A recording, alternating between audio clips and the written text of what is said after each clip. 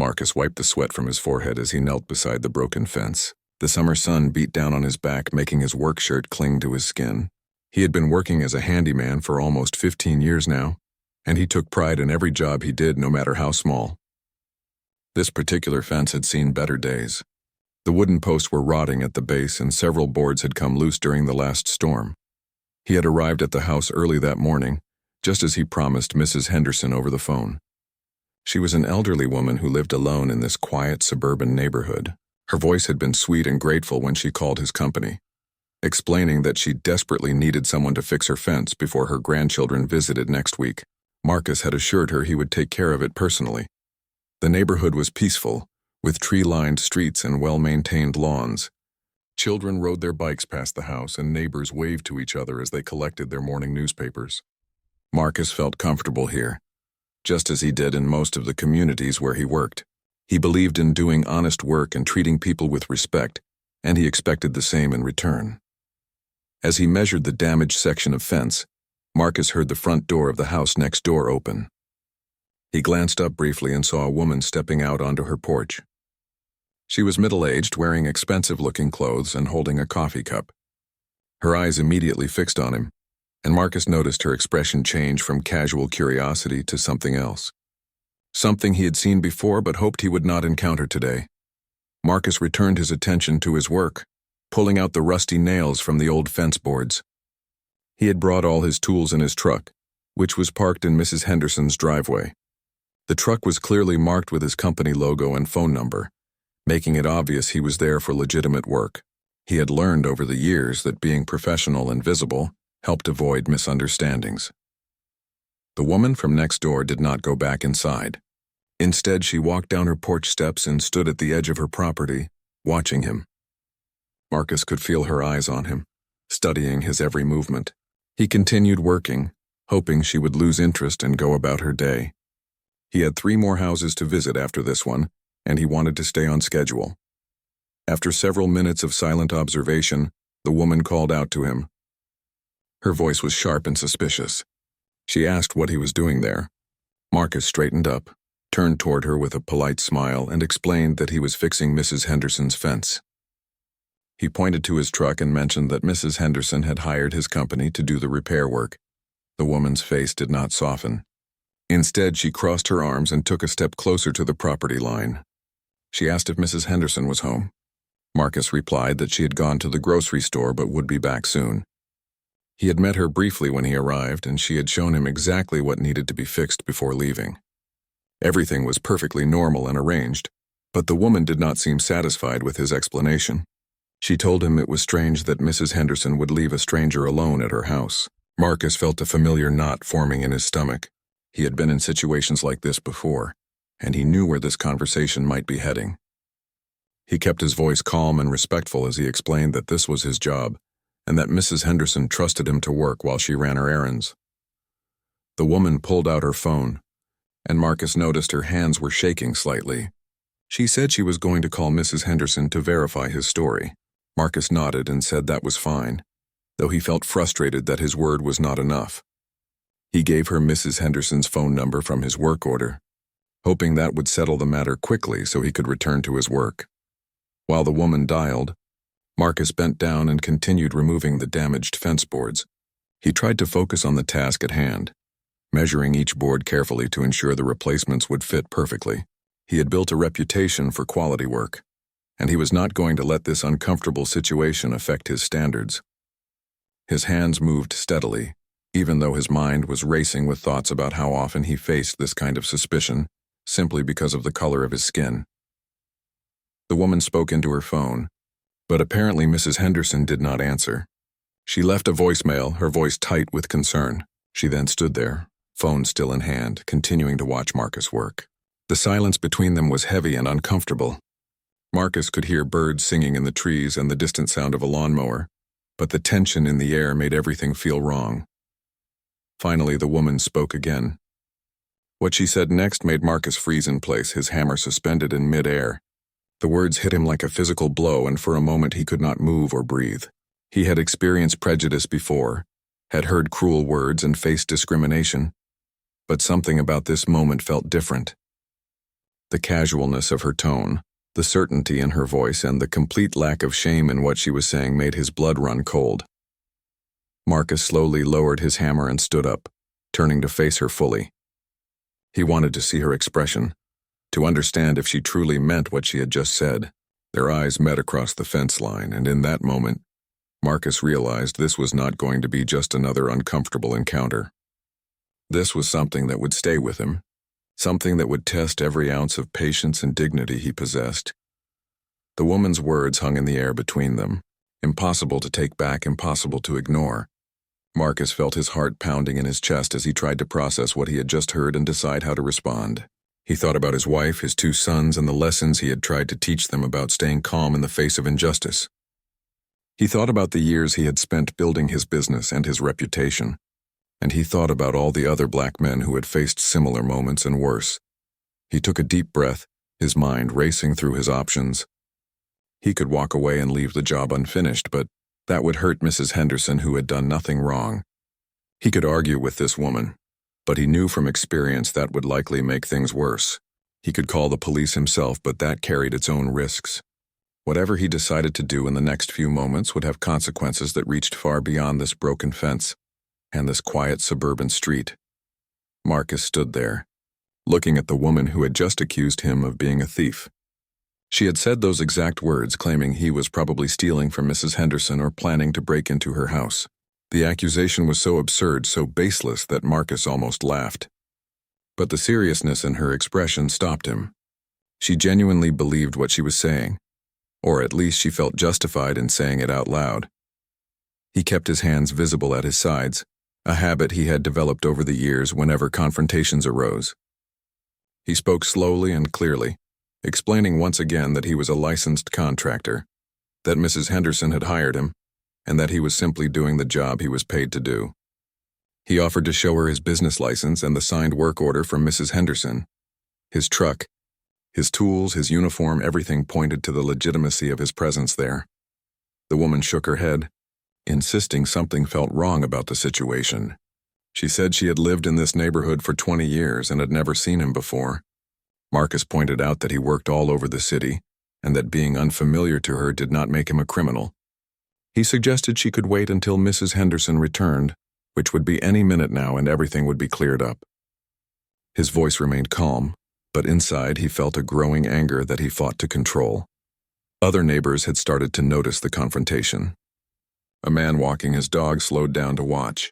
A woman getting into her car paused with her hand on the door handle. Marcus could see curtains moving in windows as people peered out to see what was happening. He knew how this looked, a black man being confronted by a white woman, and he knew the assumptions people might make without knowing the full story. The woman pulled out her phone again, and this time she was not calling Mrs. Henderson.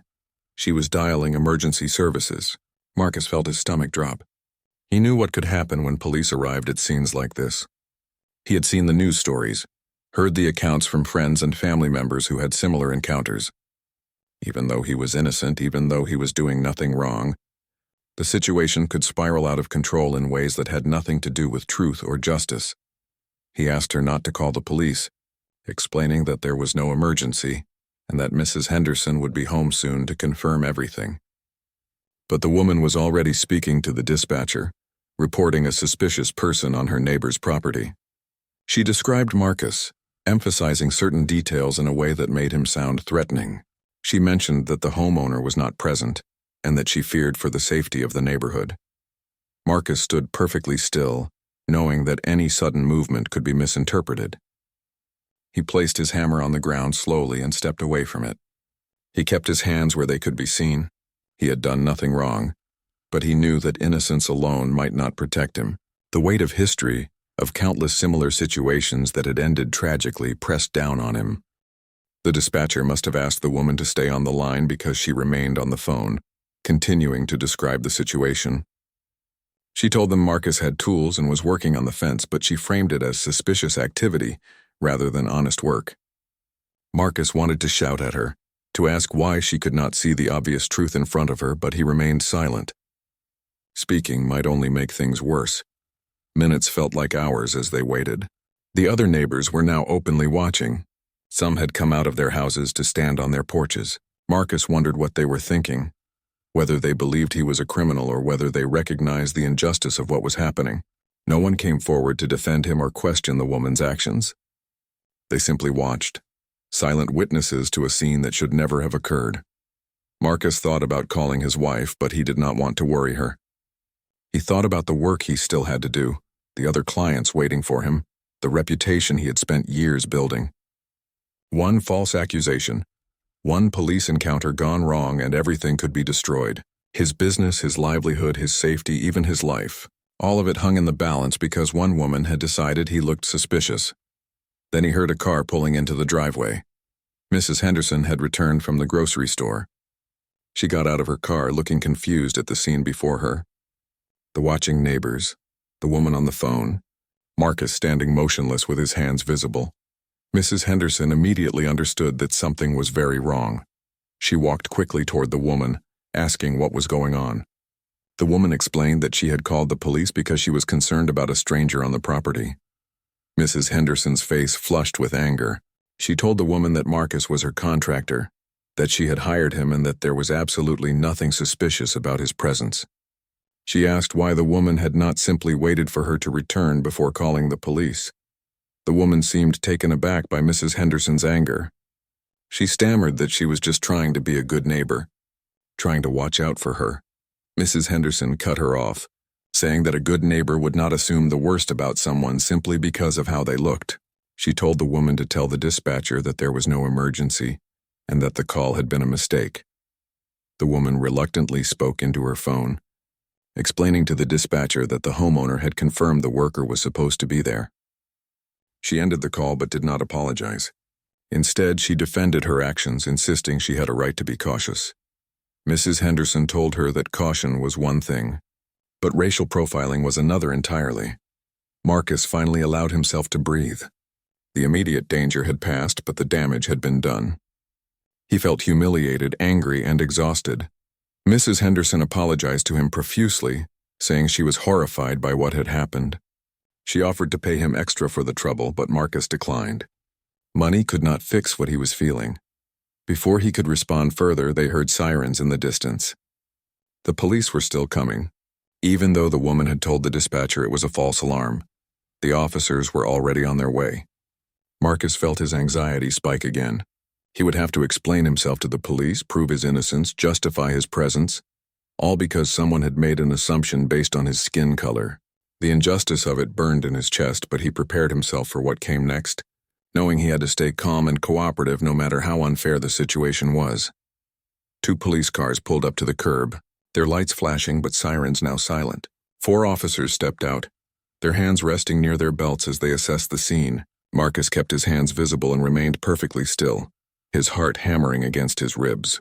He had prepared himself for this moment, but preparation did not make it any less terrifying. One wrong move, one misunderstood gesture, and the situation could turn deadly. The lead officer approached cautiously, his eyes moving between Marcus, Mrs. Henderson, and the woman who had made the call. He asked what was going on, directing his question to the woman first. She explained that she had seen Marcus working on the property while the homeowner was gone and had been concerned. Her voice had lost some of its earlier certainty now that police were actually present, and Mrs. Henderson was standing there defending Marcus. Mrs. Henderson immediately stepped forward, her voice firm and clear. She told the officers that Marcus was her contractor, that she had hired him to fix her fence, and that there was absolutely no crime or suspicious activity taking place. She showed them the work order with her signature and Marcus's business information. She explained that she had simply gone to the grocery store while he worked, which was completely normal and had been arranged beforehand. The lead officer nodded and turned to Marcus, asking for his identification and business license. Marcus moved slowly, announcing each action before he made it. He reached into his back pocket for his wallet, pulled out his driver's license and contractor's license, and handed them to the officer. His hands were steady despite the adrenaline coursing through his body. The officer examined the documents carefully while his partner spoke into his radio, presumably running a background check. The other neighbors continued watching from their porches and yards. Marcus could feel their eyes on him, judging, wondering, perhaps feeling uncomfortable but not uncomfortable enough to speak up. He wondered how many of them recognized the injustice of what was happening and how many simply saw a routine police check. The silence from the crowd felt like complicity. After several long minutes, the officer handed Marcus back his documents. Everything checked out clean, just as Marcus knew it would. The officer told him he was free to continue his work and apologized for the interruption. The apology felt hollow to Marcus, a formality rather than genuine regret for what he had just experienced. The officers had been professional, but their presence alone had been a form of violence, a reminder that his right to exist and work in peace could be questioned at any moment. Before the officers left, Mrs. Henderson spoke up again. She asked if there would be any consequences for making a false police report. The lead officer glanced at the woman who had made the call and explained that since she genuinely believed there might be a problem, it did not constitute a false report in the legal sense. He suggested the neighbors communicate better in the future to avoid similar misunderstandings. The word misunderstanding felt like an insult to Marcus. This was not a misunderstanding. This was profiling, pure and simple. The woman who had caused all of this finally spoke up, offering a weak apology. She said she was sorry for the confusion, and that she had only been trying to protect the neighborhood. She did not acknowledge the racial dimension of what she had done, did not recognize that she had likely made similar assumptions about other black men who had the audacity to exist in her space. Her apology felt meaningless because it did not address the real issue. Marcus accepted her apology with a simple nod, not because he forgave her, but because he wanted this to be over. He wanted the police to leave, the neighbors to stop staring, and the chance to finish his work and go home to his family. Engaging further with this woman would not change her mind or undo what had happened. It would only prolong his agony. The police cars finally pulled away, and gradually the neighbors returned to their homes. The street became quiet again, as if nothing had happened. But something had happened, something significant and damaging. And the fact that life could just resume normally for everyone else highlighted how differently this situation affected Marcus compared to his accuser. Mrs. Henderson asked Marcus if he wanted to take a break, maybe come inside for some water and air conditioning. He appreciated her kindness but declined. He wanted to finish the job and leave. Being in this neighborhood now felt unsafe in a way it had not felt an hour ago. Every passing car, every neighbor who glanced his way made him feel exposed and vulnerable. As he returned to work on the fence, his hands shook slightly. The adrenaline was wearing off, leaving behind exhaustion and emotional pain. He thought about his sons, one in high school and one in college, and wondered how many times they had faced or would face similar situations. He thought about the conversation he would need to have with them again, reminding them to keep their hands visible, to speak respectfully even when disrespected, to survive encounters with police and suspicious neighbors. Mrs. Henderson stayed outside with him while he worked, perhaps sensing that he should not be alone. She made small talk, commenting on the weather and asking about his family. Marcus appreciated her attempt to restore some normalcy, and he answered her questions politely. She told him about her own experiences with prejudice, having come from immigrant parents, and while he knew her experiences were different from his, he appreciated her effort to connect and show empathy. The woman from next door went back inside her house, but Marcus could see her occasionally peeking through her curtains. He wondered if she felt any genuine remorse or if she would tell this story later as proof that she was right to be suspicious, pointing to the police visit as validation, rather than recognizing it as evidence of her prejudice.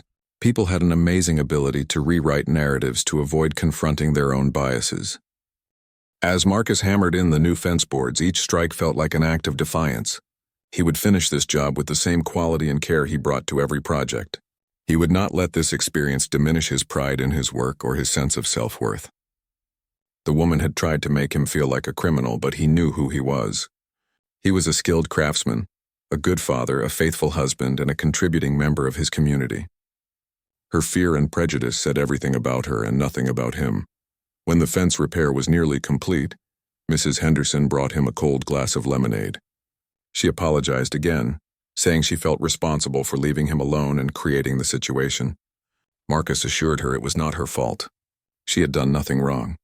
The fault lay entirely with a neighbor who could not see past the color of his skin to recognize a hard-working man doing an honest job. Mrs. Henderson's eyes filled with tears. and Marcus found himself comforting her even though he was the one who had been victimized. Marcus finished installing the last board on the fence as the afternoon sun began its descent toward the horizon. The repair work had taken longer than expected, not because of any technical difficulty, but because his focus had been shattered by the morning's events. He stepped back to examine his work, making sure every board was level, every nail properly driven. Despite everything, he refused to deliver anything less than his best work. Mrs. Henderson inspected the fence with him, running her hand along the smooth wood and testing the stability of the posts. She praised his craftsmanship and wrote him a check for the full amount, plus an additional $50 that she insisted was not extra payment for the incident, but rather a tip for quality work. Marcus accepted it gratefully, knowing his family could use the money, but part of him wished he could refuse it as a matter of pride. As he loaded his tools back into his truck, several other neighbors approached.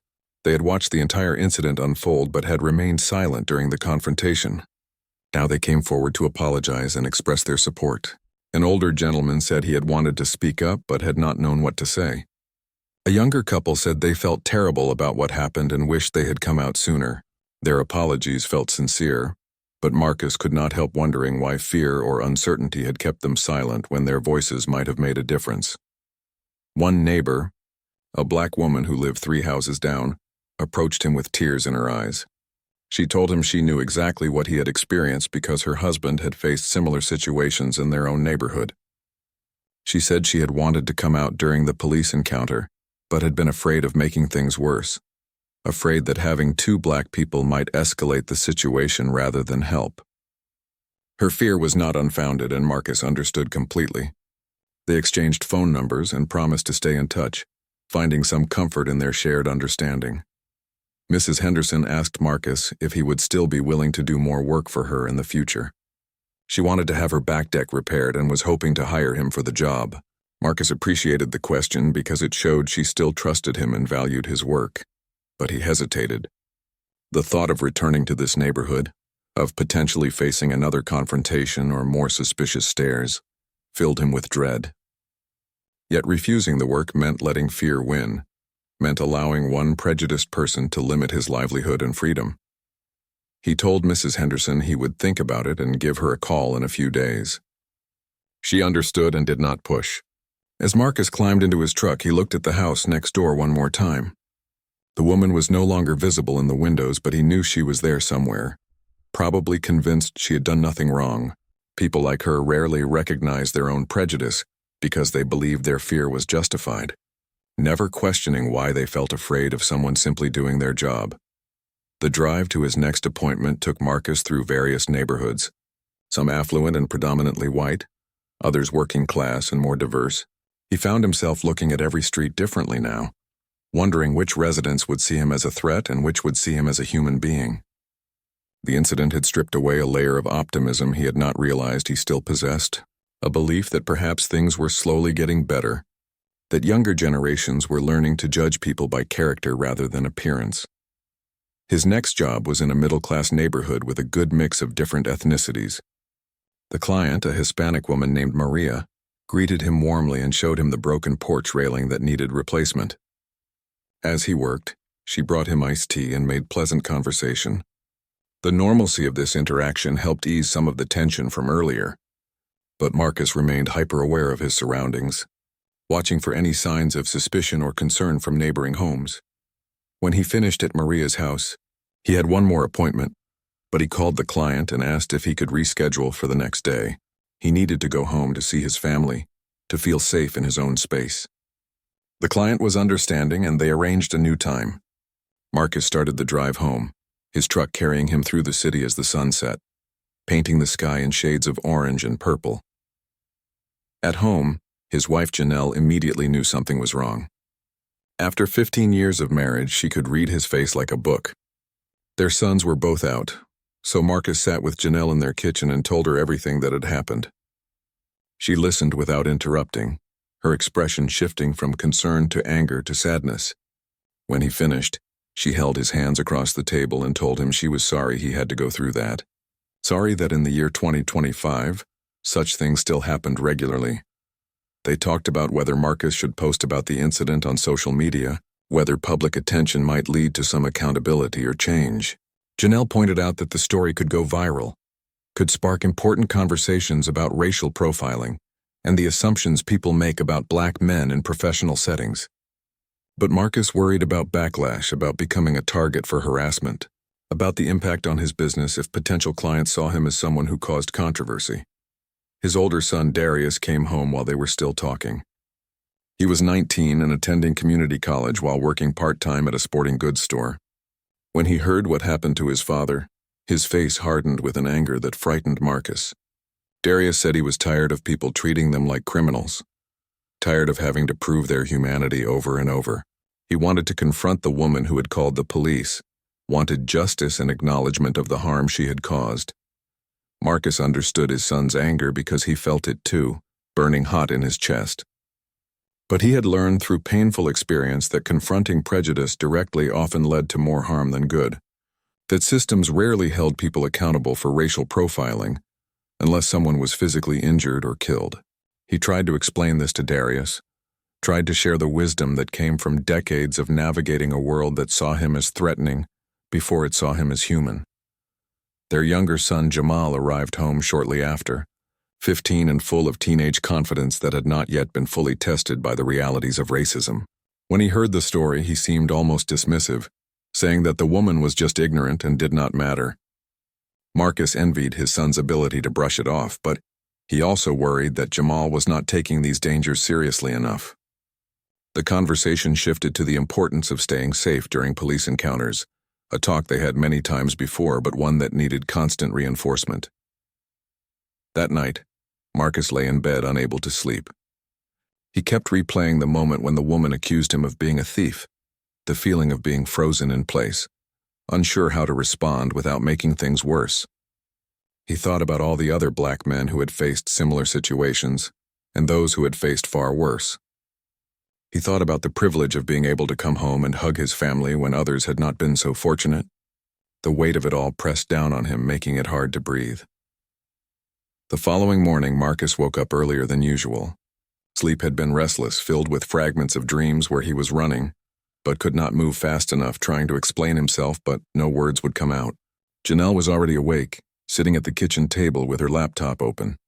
She told him she had spent part of the night researching similar incidents, reading stories of other black workers who had police called on them simply for doing their jobs. The pattern was depressingly consistent. Marcus made coffee and sat across from his wife, watching her scroll through article after article. Each story was slightly different, but fundamentally the same. A black real estate agent showing a property and having police called by a suspicious neighbor. A black delivery driver accused of stealing packages he was actually delivering. A black man birdwatching in a park and being reported as suspicious. The common thread was always the same. Black people existing in spaces where someone decided they did not belong. Janelle looked up from her laptop and told Marcus she thought he should share his story. Not for revenge or to shame the woman, though she deserved to be shamed, but to help other people understand what racial profiling looks like in everyday situations. Many white people claimed they did not see racism happening, and part of the reason was that incidents like Marcus's occurred quietly, resolved privately, and never entered the public consciousness. Silence protected the status quo. Marcus still hesitated. He had built his business on word-of-mouth recommendations and positive relationships with clients. Drawing attention to racial issues might make some potential customers uncomfortable, might lead them to hire someone else to avoid any perceived controversy. But Janelle argued that anyone who would stop hiring him because he spoke out against racism was not someone he should want as a client anyway. She had a point, even if the financial risk still scared him.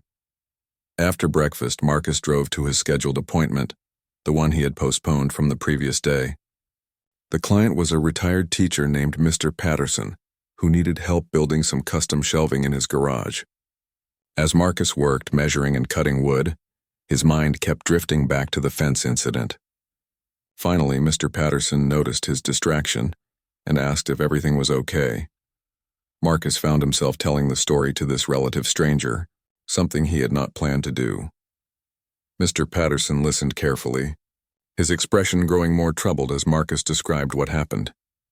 When Marcus finished, Mr. Patterson was quiet for a moment before saying that he had been a teacher for 35 years and had seen this kind of prejudice play out countless times in schools. He said the problem was not just individual racism, but a failure of community, that neighbors should have spoken up immediately, rather than waiting until it was safe to apologize. The conversation with Mr. Patterson helped crystallize something in Marcus's mind. This was not just about one woman's prejudice. It was about all the silent witnesses who did nothing, about systems that protected accusers more than the accused, about a society that claimed to value equality while allowing racial profiling to continue unchecked. If he stayed silent, he was accepting that this was just how things were and would always be. That evening, Marcus sat down with his family and told them he had decided to share his story publicly. Darius immediately offered to help him write it and post it on various social media platforms. Jamal suggested they record a video so people could see Marcus's face and hear the emotion in his voice as he described what happened. Janelle said she would handle any negative comments or harassment that might come their way, protecting Marcus from the worst of the internet's response. Together, they crafted a statement that was honest but not inflammatory, that focused on the experience rather than attacking the woman personally. Marcus talked about the fear he felt when police arrived, the humiliation of having his credentials questioned, and the exhaustion of constantly having to prove his right to exist in certain spaces. He emphasized that this was not an isolated incident, but part of a larger pattern that affected Black people every single day. They posted the statement on multiple platforms, including a community forum for local contractors and service workers. Marcus did not use the woman's name or address, not wanting to incite harassment, but he did mention the general neighborhood and describe what had happened. He ended his post by asking people to examine their own biases and to speak up when they witnessed racial profiling, even when it felt uncomfortable to do so. The response was immediate and overwhelming. Within hours, hundreds of people had shared his story. Other contractors, many of them Black or Latino, commented with their own similar experiences. White contractors expressed shock and apologized for not recognizing how different the experience was for their colleagues of color. Some people dismissed his concerns or accused him of playing the race card, but they were outnumbered by those offering support and acknowledging the reality of what he described. Several local news outlets reached out, wanting to interview Marcus about his experience. He agreed to speak with a few of them, hoping that broader coverage might lead to meaningful conversations about racial profiling in residential areas. During one interview, the reporter asked if he had forgiven the woman who called the police. Marcus paused before answering, explaining that forgiveness was complicated. He did not hate her, but he also was not sure she deserved forgiveness when she had never really acknowledged the harm she caused or examined the prejudice behind her actions. The story did go viral, spreading far beyond Marcus's city and state. People from around the country shared it, commenting on their own experiences with racial profiling. The attention was sometimes overwhelming, and Marcus had to step away from social media for hours at a time to protect his mental health. But he also received messages from young Black men who said his story helped them feel less alone, helped them understand that what they experienced was real and not just in their heads. Mrs. Henderson called Marcus a few days after he posted his story. She had seen it shared online and wanted to apologize again. She also wanted to let him know that she had confronted the neighbor who called the police, telling her exactly how inappropriate and harmful her actions had been. The neighbor had apparently been shocked by the attention the story was receiving and claimed she never intended for things to go this far. Mrs. Henderson told Marcus she made it clear to the woman that intentions mattered less than impact. Marcus appreciated Mrs. Henderson's support, but he knew that one conversation would not fundamentally change his neighbor's worldview. Real change required ongoing work, constant examination of biases, and a willingness to be uncomfortable. Still, it was something. It was better than silence and acceptance. Business actually increased for Marcus after his story went public. Several people specifically sought him out because they wanted to support a contractor who had been treated unfairly. Others said they chose him because they appreciated his willingness to speak honestly about difficult issues. A few potential clients disappeared, making it clear they did not want to hire someone they saw as controversial. But Marcus found he did not miss that business. Janelle had been right. Clients who could not handle basic conversations about racism were not people he wanted to work for anyway. 3 weeks after the fence incident, Marcus received a letter from the woman who had called the police. It was handwritten, several pages long, and appeared to be a genuine attempt at apology and self-reflection. She acknowledged that she had acted out of prejudice, that she had made assumptions based on Marcus's race, and that she was ashamed of what she had done. She wrote about growing up in an environment where certain biases were normalized, and about her commitment to doing better. She did not ask for forgiveness or expect a response. She simply wanted Marcus to know that his story had affected her deeply and sparked difficult but necessary personal growth. Marcus read the letter several times, trying to decide how he felt about it. Part of him remained angry and hurt, skeptical that one letter could represent real change, but another part of him recognized the courage it took to write such a vulnerable admission of wrongdoing. He showed the letter to Janelle and his sons, and they discussed whether he should respond. Darius argued that she did not deserve a response, that her guilt was her problem to solve. But Jamal thought Marcus should acknowledge the letter, if only to encourage the kind of self-examination that might prevent future incidents. Eventually, Marcus decided to write back. His response was brief but honest. He thanked her for the letter and acknowledged that recognizing our own prejudices was difficult work. He told her that real change would require more than just feeling sorry, that it would require action when she witnessed other people being profiled or treated unfairly. He said he hoped she would use her discomfort as motivation to become someone who spoke up for others, rather than remaining silent, or worse, contributing to harm. Months passed, and life gradually returned to normal. Marcus continued his work, fixing fences and building decks and repairing porches across the city. He carried the memory of that day with him, the fear and humiliation never fully fading, but he also carried a sense of purpose. By speaking out, he had connected with others who shared his experiences. By refusing to stay silent, he had forced people to confront uncomfortable truths about race and prejudice in America. On a cool autumn morning, Marcus returned to Mrs. Henderson's neighborhood to work on her deck. He felt nervous as he pulled up to her house, memories of the previous visit flooding back. But this time, several neighbors came out to greet him, including the black woman he had exchanged numbers with months earlier. They wanted him to know he was welcome, that they saw him as a valued professional and member of the community. It was a small gesture, but it meant everything.